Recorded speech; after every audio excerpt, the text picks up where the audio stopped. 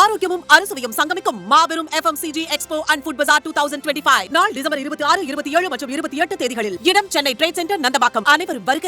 அனுமதி இலவசம். உச்சபட்சமாக எவ்வளவு கொடூரமாக தாக்குதலை நடத்த முடியுமோ அந்த அளவிற்கு பாஜக ஆளும் மாநிலங்களில் இந்த தாக்குதல் நடத்தப்பட்டிருக்கிறது. இந்த தாக்குதல் என்பது சிறுபான்மை மக்கள் மீதோ தேவாலயங்கள் மீதோ நடத்துகின்ற தாக்குதல் இல்லை, இந்திய இறையாண்மை மீது நடத்துகின்ற தாக்குதல்.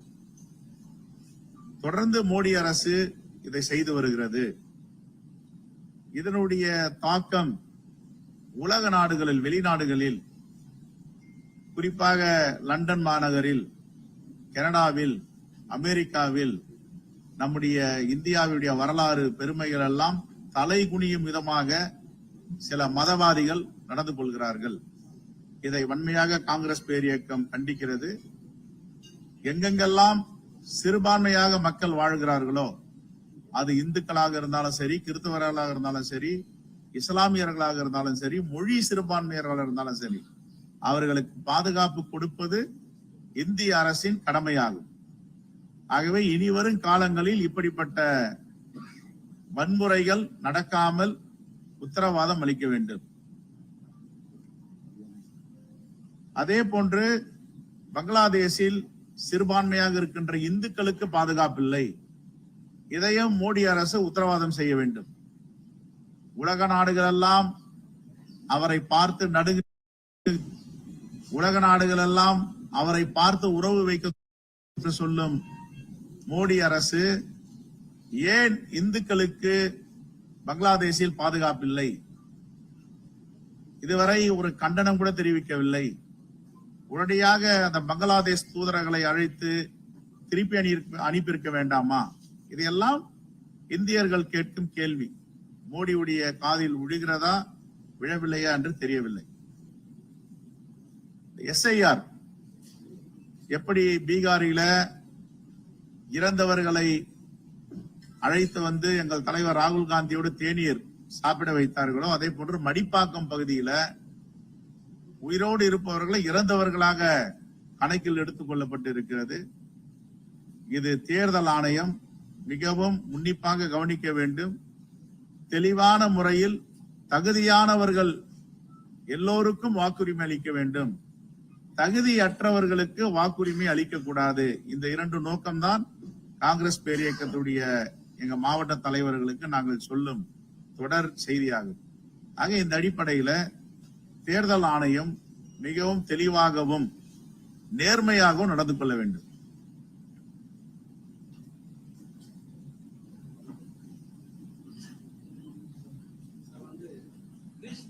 தமிழக பொறுப்பாளர் திமுக பேச்சுவார்த்தை முதல்வர் சந்திச்சோம். டிசம்பர் 15க்குள்ள தகவலை சொல்லுங்க அப்படின்னு சொல்லல அப்படின்றத காங்கிரஸ் அடுத்த கட்ட வேலைகள்லாம் ஆரம்பிக்கணும். திமுக அடுத்த கட்ட பேச்சுவார்த்தைக்கு இல்ல, நாங்க இப்போ தொடர்ந்து தலைவர் ராகுல் காந்தி, தலைவர் மல்லிகார்ஜுன கார்கே அவர்கள், அதே போன்று பிரியங்கா காந்தி அவர்கள் தமிழ்நாட்டிற்கு வருகை தர இருக்கிறார்கள். அதற்கான ஏற்பாடுகளை செய்து வருகிறோம். இந்த கூட்டத்தை ஏற்பாடு செய்வதற்கு குழுக்களும் நியமித்திருக்கிறோம். முன்னாள் காங்கிரஸ் பேரியக்கத்தின் தலைவருடைய தலைமையில பல குழுக்களை நியமித்திருக்கிறோம். விளம்பர குழுக்கள், அதே போன்று மாநாடு குழு, நிதிக்குழு, வரவேற்பு குழு, எல்லா குழுக்களையும் அமைத்திருக்கிறோம். இந்த வேலையை ஆரம்பிச்சிட்டோம். இப்ப எப்பொழுதுமே எங்களுக்கு பீகார்ல, மகாராஷ்டிரால இந்த கூட்டணி பேசும்பொழுது எங்க எங்களுக்கு பிரச்சனை வருதுன்னா, கடைசி நேரத்தில் தொகுதிகள் ஒதுக்கி நேரம் இல்லாததால் வேட்பாளர்களின் தேர்வு தொய்வு ஏற்படுகிறது. சில இடத்துல பாத்தீங்கன்னா பீகார்ல 5 மணிக்கு வேட்புமனு தாக்கல் செய்யணும் கடைசி நாள் அப்படின்னா காலையில வரைக்கும் பி ஃபார்ம் கொடுக்க முடியாத ஒரு நிலையெல்லாம் ஏற்பட்டிருக்கு. அதையெல்லாம் சரி செய்ய வேண்டும் என்றுதான் எங்க பொறுப்பாளர் திரு கிரீஷ் சோடங்கர், நாம் 2 மாதங்களுக்கு முன்பு இந்த பேச்சுவார்த்தையெல்லாம் முடித்து விட்டால் தேர்தல் பிரச்சாரத்திற்கு வருவதும் மாநாட்டுக்கு வருவதும் தலைவர் ராகுல் காந்தி, தலைவர் மல்லிகார்ஜுன கார்கே, தலைவர் பிரியங்கா காந்தி அவர்கள் வருவதற்கு எங்களுக்கு அந்த ஏற்பாடுகளை செய்வதற்கு சரியாக இருக்கும் என்று சொல்லி இருக்கிறார். ஆகவே பேச்சுவார்த்தை நாங்கள் தொடர்ந்து நடத்தி கொண்டிருக்கிறோம். அதிலேதான் எங்களுடைய கட்சி வளரணும், அதே போல வரப்படுத்தணும், எங்களுடைய வாக்குறுதிகளை மக்களுக்கு நிறைவேற்றணும் அப்படின்றது இருந்தா அதுக்கு ஆட்சி அதிகாரத்துல பங்கும் அவசியமாகிறது அப்படின்னு ஒரு கருத்து வச்சிருக்கோம். இது தமிழ்நாடு காங்கிரஸ் இதுவரைக்கும் யாருமே ஆட்சி அதிகாரத்துக்கு பங்குன்னு அதிகாரப்பூர்வமா நீங்க கேட்கணும். ஆனா அவங்க மேலிட பார்வையாளர் இந்த வார்த்தையை வலியுறுத்தி இந்த கமிட்டியோட சேர்மன் அவர் தானங்க, பேச்சுவார்த்தையுடைய கமிட்டியோட சேர்மன் அவர் தான். அதனால அவர் சொல்லி இருக்காரு. அதுல என்ன டவுட் இருக்கு உங்களுக்கு? அவர் சொல்ற கருத்து தான். Right, next. அதே மாதிரி இன்னொன்று கட்சிக்குள்ள பல நாட்களா இப்ப நடந்துட்டு கூட்டணியில இப்ப சரியான சீட்டு நமக்கு மரியாதை இல்லை, அதனால மாற்றி யோசிங்க அப்படின்னு ஒரு கருத்து வருது. யார் அது வரும்? யார்? என்ன அதிகாரப்பூர்வமான செய்தியா? அது யார் சொல்றது? சொன்னதானே சொல்ல முடியும். அது யாருன்னு சொல்லுங்க. அப்படிலாம் இங்க பாருங்க, இந்தியா கூட்டணி வலிமையா இருக்கு, பேச்சுவார்த்தை தொடர்ந்து நடத்தி கொண்டிருக்கோம். இதுல எந்த சந்தேகமா நான் பல முறை சொல்லி இருக்கோம். இந்தியாவை வழிநடத்த போவது இந்தியா கூட்டணி தான். அது எல்லா மாநிலங்களிலும் இந்தியா கூட்டணி வலிமையா இருக்கு. சில இடங்கள்ல பிரச்சனைகள் இருப்பதை பேசி தீர்த்து கொண்டிருக்கிறார்கள்.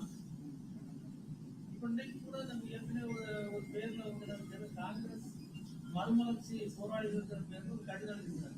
அந்த கடிதத்துல கூட திமுகவும் பிஜேபியும் ஒண்ணு போலதான் இருக்கிறாங்க, ரெண்டு பேருமே காங்கிரஸ் வளர்ச்சியை நசுக்கிறாங்க, அதனால நம்ம ரெண்டு பேரும் நம்ம வளரணும்னு சொன்னா ரெண்டு பேரையும் எதிர்க்கணும் அப்படிங்கிற மாதிரி ஒரு கருத்தை பதிவு பண்றாங்க. நாம வலிமையா இருந்தா, நாம கட்சி பணியை சிறப்பா செஞ்சா யாரும் நம்மள நசுக்கவும் முடியாது, ஒதுக்கவும் முடியாது, ஒடுக்கவும் முடியாது. நாங்க இப்ப வலிமையா இருக்கிறோம். கிராமத்துல தமிழ்நாடு முழுவதும் காங்கிரஸ் இல்லாத கிராமங்கள் இல்லை என்ற நிலை ஏற்படுத்தியிருக்கும். அதனால கட்சியை வளர்ப்பதற்கு நாங்க முயற்சி செஞ்சிட்டு இருக்கோம். அதுக்கு உண்டான எல்லா கட்டமைப்புகளையும் ஏற்படுத்திட்டு இருக்கோம். அதனால எப்படி ஒரு கட்சி போயிட்டு எங்களை நசுக்க முடியும்? அதுக்கு நாங்க எப்படி அனுமதிக்க முடியும்?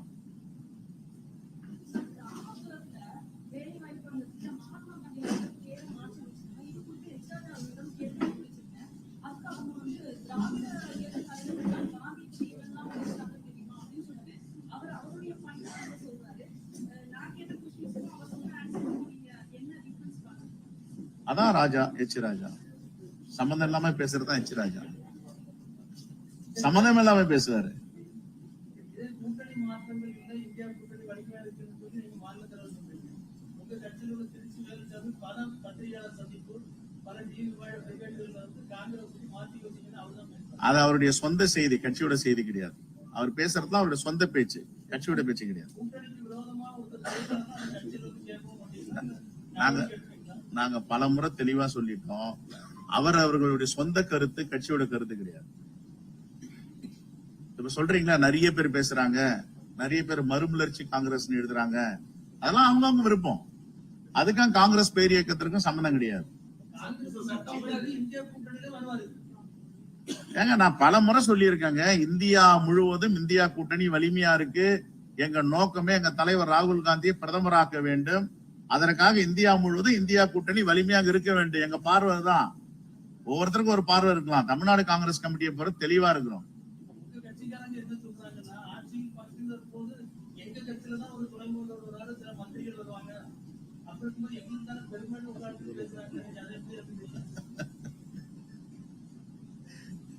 ஏங்க, உங்களுக்கு இவ்வளவு மகிழ்ச்சியா சொல்லும் போது எங்களுக்கும் மகிழ்ச்சியா தான் இருக்குது.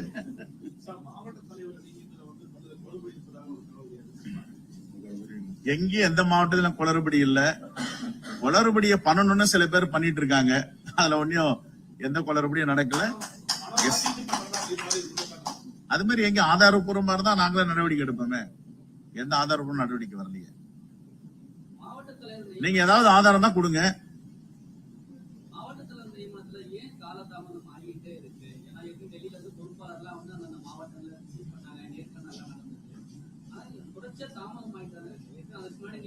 ஏற்கனவே இந்த SSA ஒரு அமைப்பு வந்தாங்க. அகில இந்திய தலைமையால அனுப்பப்பட்ட தலைவர்கள் எல்லாம் பாத்தீங்களா, மேனாள் ஒன்றிய அமைச்சர், மேனாள் தலைவர்கள், ரொம்ப சீனியர் மோஸ்ட் லீடர் தான் அனுப்பிச்சு விட்டாங்க. 15ஆம் தேதி அவங்க எல்லாம் ரிப்போர்ட் கொடுத்துட்டாங்க. சில பேர் 16 கொடுத்தாங்க. 17ஆம் தேதி எங்களை கூப்பிட்டு இரவு 8 மணிக்கு கருத்து கேட்டாங்க. இது மாதிரிலாம் சொல்லியிருக்காங்க. நாங்க அந்த கருத்துக்கு பதில் சொல்லியிருக்கோம், விளக்கம் சொல்லியிருக்கோம். இன்னும் ஓரிரு நாட்களில் கூட வரலாம். அதனால தாமதம் ஏற்படல, அந்த ப்ராசஸ் நடந்துட்டு இருக்கு. ஆரம்பத்துல பேச்சுல வந்து ஆரம்பிக்கும் போது நாடு முழுக்க சிறுபான்மையினர் மீதான ஒரு தாக்குதல் வந்து அதிகரிச்சிருக்கு. இதனால வெளிநாடுகள்ல வந்து இந்தியாவுக்கு ஒரு அவப்பெயர் அப்படின்னு சொல்லி குறிப்பா வங்காளதேசத்தை சுட்டிக்காட்டி இதுல வந்து பிரதமர் மோடி ஒரு நடவடிக்கை எடுக்கணும் அப்படின்னு சொல்லியிருக்காங்க. ஆனா பல நாடுகள் இப்ப சிரியா இருக்கட்டும், அதே போல வந்து காசா இருக்கட்டும், அங்கெல்லாம் சிறுபான்மையினரும் தாக்கப்படும்போது தமிழ்நாட்டுல எல்லாரும் குரல் கொடுத்துருக்கு. வங்காளதேசத்துல அதை விட மோசமானது. தமிழ்நாட்டுல எந்த கட்சியும் ஏன் குரல் கொடுக்குது? நாங்க குரல் கொடுக்கிறோமே. எங்கெங்கெல்லாம் மொழி சிறுபான்மையர் தாக்கப்படுகிறார்களோ, எங்கெங்கெல்லாம் மத சிறுபான்மையர் தாக்கப்படுகிறார்களோ, அங்கெல்லாம் காங்கிரஸ் பேரியக்கம் குரல் கொடுக்கும். நாங்க சொல்றேன்ல, பங்களாதேஷ்ல இருக்க இந்துக்களுக்கு பாதுகாப்பு நாங்க சொல்றோம். அங்க வந்து சிறுபான்மையா இந்துக்கள் இருக்காங்க. அங்க அவங்களை பாதுகாக்க வேண்டிய கடமை ஒன்றிய அரசுக்கு இருக்கு, மோடி அரசுக்கு இருக்கு. தமிழ்நாடு அரசு போயிட்டு பங்களாதேஷ்ல என்னங்க செய்ய முடியும்? இல்ல, சிரியால போய் தமிழ்நாடு அரசு என்ன பண்ண முடியும்? கண்டனம் தான் தெரிவிக்க முடியும், கோரிக்கை தான் இல்லங்க. இது யாரு எக்ஸ்டர்னல் அஃபேர்ஸ் யாருகிட்ட இருக்கு? வெளியுறவுத்துறையும் யாருகிட்ட இருக்குன்னு கேக்குறேன். தமிழ்நாடு கவர்மெண்ட் கிட்ட இல்ல, ஒன்றிய அரசு கிட்ட தானே இருக்கு.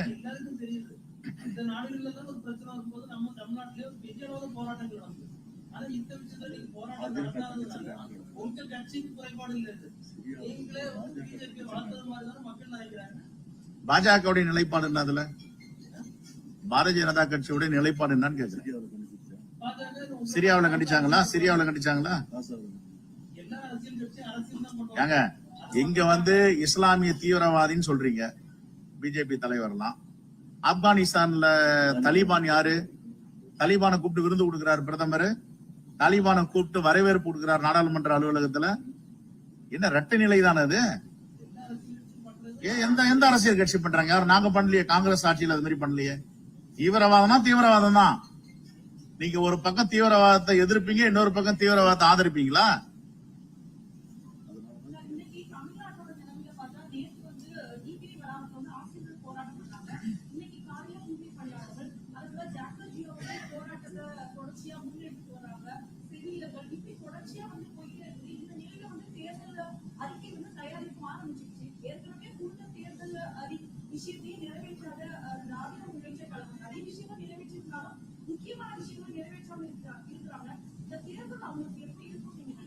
நாங்க காங்கிரஸ் பேரியக்கத்தை பொறுத்தவரை சட்டப்பேரவையிலும் சரி, சட்டமன்றத்திலும் மக்கள் மன்றத்திலும் கோரிக்கை வச்சிருக்கோம். ஆசிரியருடைய பிரச்சனையை தீர்வு காண வேண்டும், செவிலியர்கள் பிரச்சனைக்கு தீர்வு காண வேண்டும். அந்த ஆர்ப்பாட்டத்துக்கு நாங்க கலந்துக்கிறோம். நாளைக்கு தேதி கொடுத்திருக்கோம். ஆனா சுமூகமா முடிச்சு வைக்கப்பட்டிருக்கிறது. செவிலியருடைய போராட்டம் திரும்ப பெறப்பட்டிருக்கிறது. அதே போன்று ஒவ்வொன்றாக ஆசிரியர் பிரச்சனையை, தூய்மை பணியாளர் பிரச்சனைக்கு தீர்வு காணுவாங்க. தீர்வு காண வேண்டும் என்றுதான் காங்கிரஸ் பெரிய கோரிக்கை வைக்குது. போராட்டம் என்பது போராட்டம் தான் ஜனநாயகத்துடைய வலிமையை. போராடிட்டு தான் இருக்கணும், போராடாம கிடைக்காது. அதனால போராடுறாங்கன்றதுனால தேர்தல் நீங்க எப்படி சந்திப்பீங்கன்னு கேட்டீங்களா? அப்படி அவங்க போராடுறாங்க, கேட்டு தட்டுங்கள் திறக்கப்படுன்றாங்க, போராடி பெறுறாங்க, கொடுக்குறாங்க. அதே மாதிரி மாண்பு முதலமைச்சரும் அவருடைய தேர்தல் வாக்குறுதியில ஏறக்குறைய எனக்கு தெரிஞ்சு 80 விழுக்காடுக்கு மேல நிறைவேற்றிருக்காங்க. இன்னும் எஞ்சிய காலத்தில் நிறைவேற்ற போறாங்க. கன்னியாகுமரியில தாவேகாவுடைய நிர்வாகிகள் 6 வருஷமா அருண்ராஜ் கலந்து சட்டமன்ற தலைவர் எம்எல்ஏக்கள் கலந்துக்கிற மாதிரி இருக்கு. கடைசி நேரத்துல கிறிஸ்துமஸ் நிகழ்ச்சி அவங்க பேர் போட்டு நிகழ்ச்சி அது கடைசி நேரத்தில் அவங்க கேன்சல் சட்டமன்ற குழு தலைவர், சட்டமன்ற உறுப்பினர், எம்பி தாவேகாவுடைய விஷயங்கள்லாம் ஏங்க, அங்க ஒரு புரோட்டோகால் இருக்கு. எங்க கிட்ட ஒரு நாடாளுமன்ற உறுப்பினர், 3 சட்டமன்ற உறுப்பினர் இருக்காங்க, சட்டமன்ற கட்சி தலைவர் இருக்காரு. எந்த புரோட்டோகால்ல அவங்க கூப்பிட்டு இருக்காங்கன்னு தெரியாது. எல்லோரும் சேர்ந்து புறக்கணிக்கிறாங்க போகலன்னு. அத அவங்க முடிவு எடுத்திருக்காங்க. இல்லையா, அந்த இன்விடேஷனை பார்த்தேன், அது முறையா கூட இல்லையா? அது எப்படி கலந்துக்க முடியும்? அது ஒரு முறையா இருக்கா? நாடாளுமன்ற உறுப்பினர் பேர் எங்க இருக்கு? ரைட், தொடர்ந்து வாங்கிட்டு இருக்கோம். 31ஆம் தேதி வரைக்கும் வாங்குவோம்.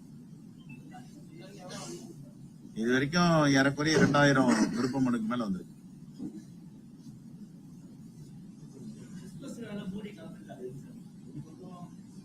இல்லாம வந்து அன்னைக்கு வந்து அவருக்கு